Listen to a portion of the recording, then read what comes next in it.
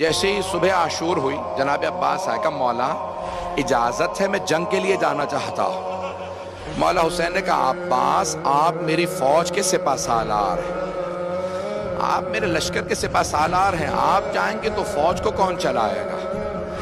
بس بھئی اتنے میں حملہ ہوا، بہت سے انصار بزرگ تھے شہید ہو گئے۔ کہا مولا یہ بزرگ حبیب جیسوں کے لاشیں آ رہے ہیں، مولا مجھے اجازت دیجئے۔ کہ نہیں عباس آپ میری فوج کے سپہ سالار ہیں۔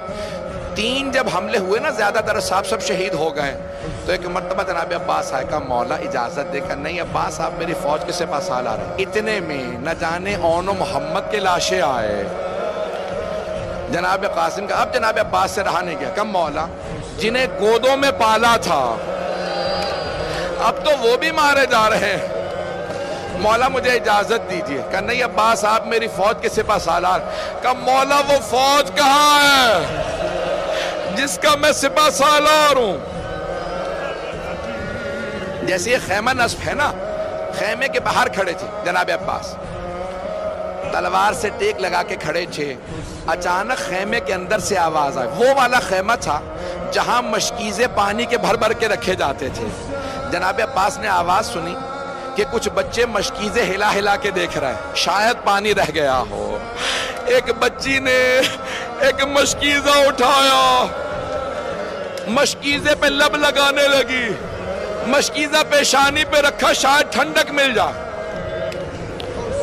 جناب عباس خیمے میں گئے، کہا بی بی کیا بات ہے؟ کہا چچا مجھے پیاس بہت زیادہ لگی۔ کہا بی بی مشکیزہ لیجئے میرے ساتھ آئیے، اپنے بابا سے کہیں مجھے پانی لانے کی اجازت دے دیں۔ سنیں گے بابا صاحب کو؟ کہا بی بی اپنے بابا سے کہیں مجھے پانی لانے کی اجازت دے دیں۔ جناب سکینہ نے کہا بابا چچا سے کہیں مجھے پانی لا دیں۔ میں یہی کہوں گا نا، مولا نے کہا ہوگا عباس اب آپ ایسی سفارش لائے ہیں میں رد نہیں کر سکتا، عباس آپ کو اجازت ہے۔ لیکن یہاں پہ روکا جناب سید الشہداء نے، جناب عباس نے مشکیزہ کاندھے پہ رکھا، علم ہاتھ میں لیا، تلوار حمائل کی نیزہ ہاتھ میں لیا۔ کہا عباس آپ کو پانی لانے کی اجازت ہے، لیکن ایک بات سن لیجئے، جانے سے پہلے ذرا زینب سے مل لے جائے گا۔ جناب عباس اس خیمے میں آئے جہاں جناب زینب جی، اندر نہیں گئے، باہر سے کھڑے ہو کے کہا بی بی الوداع، بی بی میں جنگ کے لیے جا رہا ہوں، پانی لینے جا رہا ہوں، جنگ کی تو اجازت نہیں ملی، پانی لینے جا رہا ہوں۔ جناب زینب نے کہا عباس جانے سے پہلے ذرا کچھ دیر کے لیے خیمے میں تشریف لائیے۔ جناب عباس آئے، جب آئے نا خیمے میں سر جھکا کے کھڑے ہو گئے، آنکھیں بند ہیں۔ جناب عباس بہت قد آور تھے، جناب زینب نے دونوں باہیں جناب عباس کے گلے میں ڈالی، گلے میں باہیں ڈال کے ایک جملہ کہا عباس ذرا میری طرف دیکھنا۔ جناب عباس کے آنسو بہنے لگے، بہت غیور تھے۔ جناب زینب 22 سال بڑی ہیں، پالا تھا جناب عباس کو، ہاتھوں میں پلے تھے، برداشت نہیں کر رہے تھے، جانتے ہیں بی بی پہ بڑا ظلم ہونا۔ کہا عباس جب میں پہلی مرتبہ کوفے آئی تھی نا، بابا نے مجھ سے کہا تھا زینب آج آپ شہزادی بن کے آئیں، کل آپ کو قیدی بنا کے لایا جائے گا۔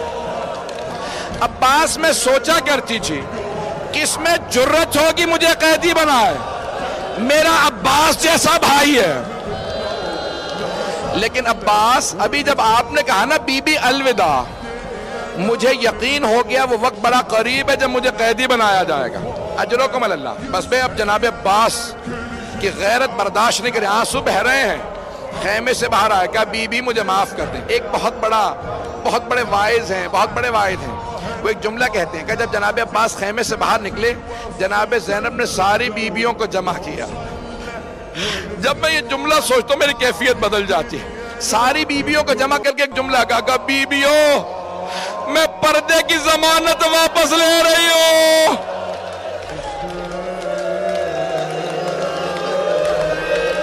میرا عباس چلا گیا، اب پردوں کی کوئی ضمانت نہیں۔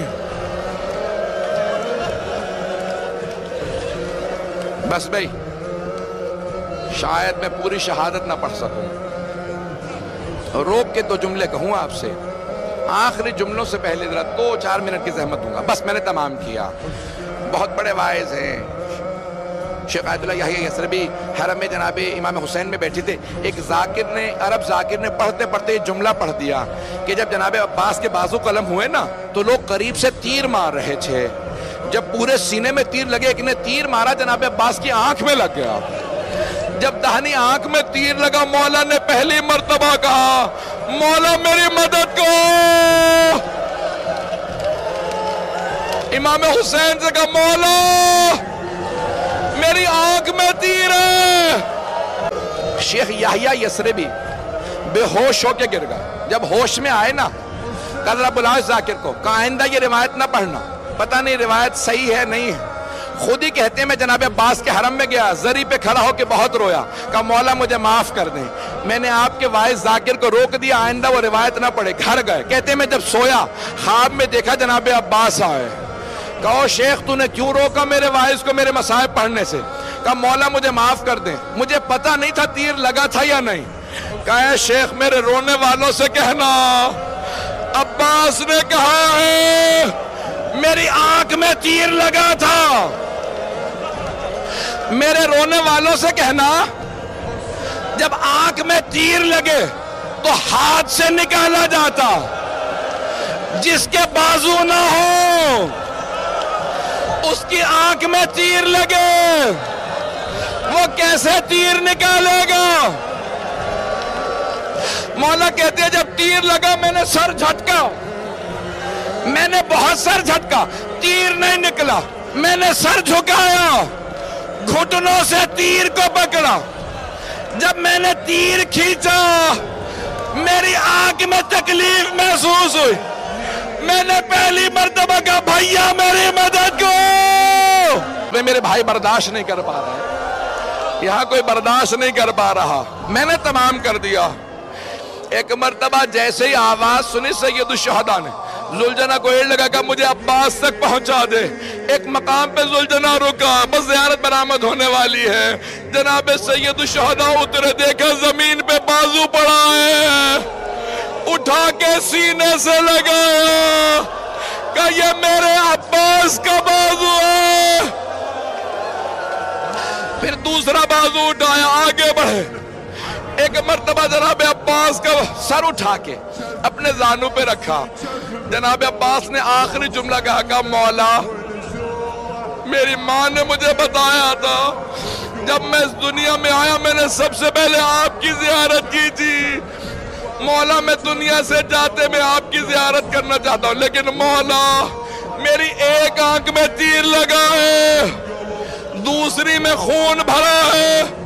مولا آپ اپنی ابا کے دامن سے میری آنکھ سے خون صاف کر دیں، میں آپ کی زیارت کر لوں. جیسے ہی مولا حسین نے ابا کا دامن اٹھایا، خون صاف کرنا شروع کیا. جناب عباس نے کہا مولا میری ماں نے کہا تھا کبھی حسن و حسین سے کام نہ کہنا. مولا میری ماں سے کہیے گا میں آپ کو کبھی زحمت نہ دیتا. اگر میرے ہاتھ سلامت ہوتے، میرے بازو نہیں تھے،